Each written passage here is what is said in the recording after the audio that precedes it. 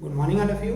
Twelfth physics के अंतर्गत हम लगातार चर्चा कर रहे हैं साइक्लोट्रॉन का, और साइक्लोट्रॉन के इस वीडियो में हम लेकर आए हैं साइक्लोट्रॉन के सूत्र की स्थापना। पिछले वीडियो में हमने देखा कि साइक्लोट्रॉन किस प्रकार से कार्य करता है, उसका सिद्धांत क्या है और उसका चित्र एवं रचना क्या है।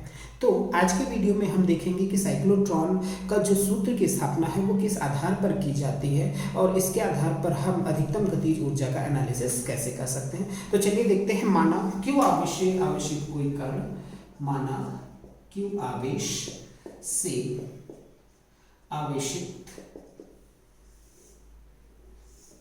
कोई कण v वेग से एक समान चुंबकीय क्षेत्र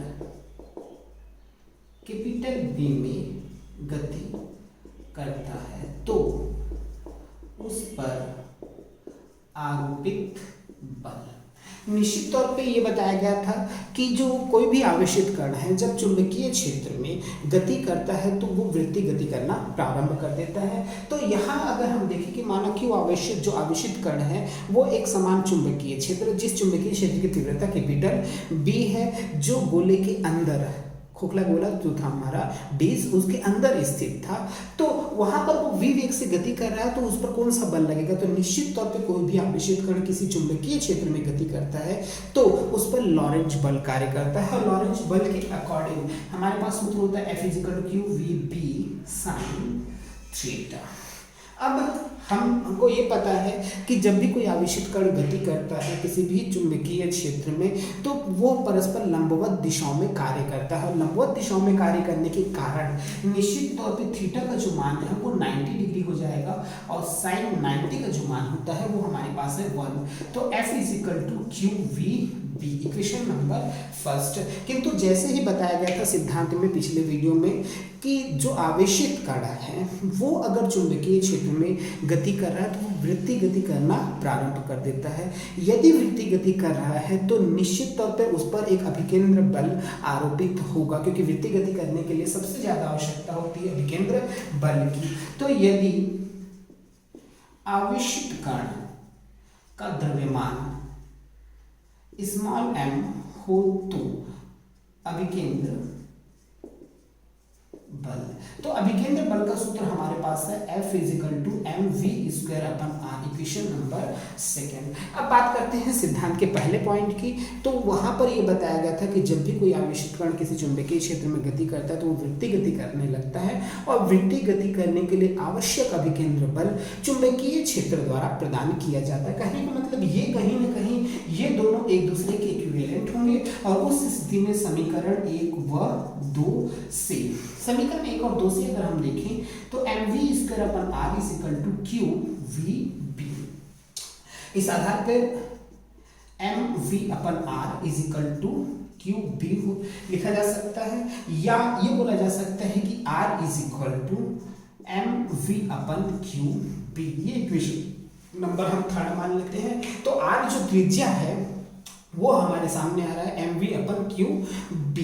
अब बात करते हैं जो आवेशित कण है उसके जो वृत्ति गति कर रहा है, तो वृत्ति गति में जो डीज होते हैं वो अर्धवृत्ताकार होते हैं। तो उस आधार पर अर्धवृत्ताकार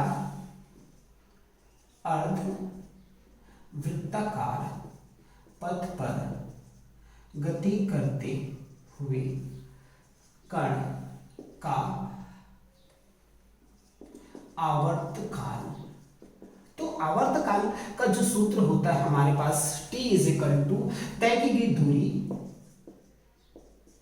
दूरी बटे वेग या चल बोला जा सकता है। तो अर्धवृत्ताकार वृत्ति पथ पर अगर हम बात करें तो जो तय की गई दूरी होगी वो 2πr होगी, किंतु अर्धवृत्ताकार पथ पर तय की गई दूरी निश्चित तौर पर हो जाएगी πr और वेग हो जाएगा v।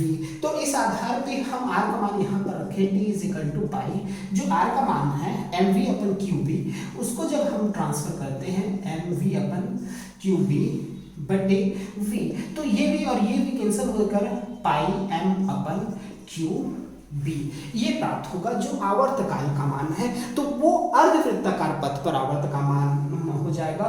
तो संपूर्ण पथ के लिए संपूर्ण पथ के लिए आवर्तकाल बराबर 2 pi m upon Q B, क्योंकि ये अर्धवृत्तीय पथ पर है, द्वितीय पथ के लिए भी पाई m अपन क्यू बी, तो उस आधार पर पूरे वृत्तीय पथ के लिए 2 pi m upon Q B हो जाता है, तथा आवृत्ति जो होगी वो हो जाती है 1 upon capital T which is equal to 1 upon 2 pi m Q B, तो ये Q B upon 2 pi m। तो इस प्रकार जो आवेशित कण है उसकी आवृत्ति का निर्धारण हमारे द्वारा किया जा सकता है कि आवृत्ति जो है वो Q B upon 2 pi m हमको प्राप्त होती है। अब हम बात करने जा रहे हैं कि उसकी अधिकतम गतिज ऊर्जा की,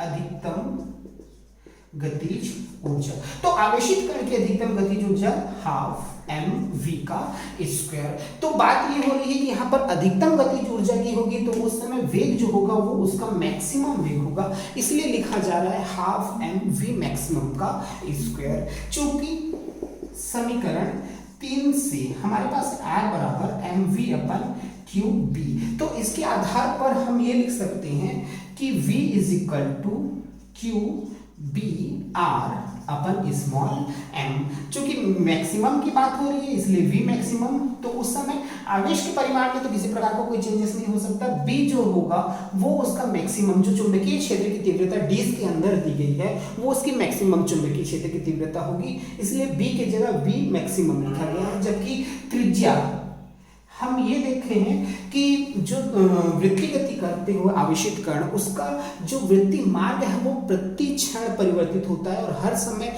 उसकी त्रिज्या में वृद्धि होती जाती है। तो वो अधिकतम जो त्रिज्या है डीज की उसके आधार पर आर का मान हम आर मैक्सिमम लिख सकते हैं, बट जो आवेशित कण का द्रव्यमान है वो चेंज नहीं होगा तो वो स्मॉल m है। तो उस आधार पर जो गतिज ऊर्जा के मैक्सिमम का निर्धारण हम करेंगे हाफ m v मैक्सिमम की जगह q b maximum r maximum upon m का होल स्क्वायर है। तो इसके आधार पर अगर हम देखें तो m और m एक कैंसिल हो जाएगा, एक बचेगा, तो यहाँ से q स्क्वायर b मैक्सिमम का स्क्वायर r मैक्सिमम का square upon twice time of m। तो इस आधार पर इस सूत्र के माध्यम से Q जो आवेशित कण उस साइक्लोट्रॉन के अंदर गति कर रहा है उसका आवेश का परिमाण, B जो डीज के अंदर एक समान चुंबकीय क्षेत्र प्रोवाइड किया गया है उसकी अधिकतम चुंबकीय क्षेत्र की तीव्रता, V R जो है वो त्रिज्या हो जाएगी, वो अधिकतम त्रिज्या हो जाएगी, तथा M आवेशित कण का द्रव्यमान। इसका मान इस सूत्र में रखकर हम आवेशित कण के अधिकतम ऊर्जा का एनालिसिस कर सकते हैं जो साइक्लोट्रॉन के अंदर उपस्थित है।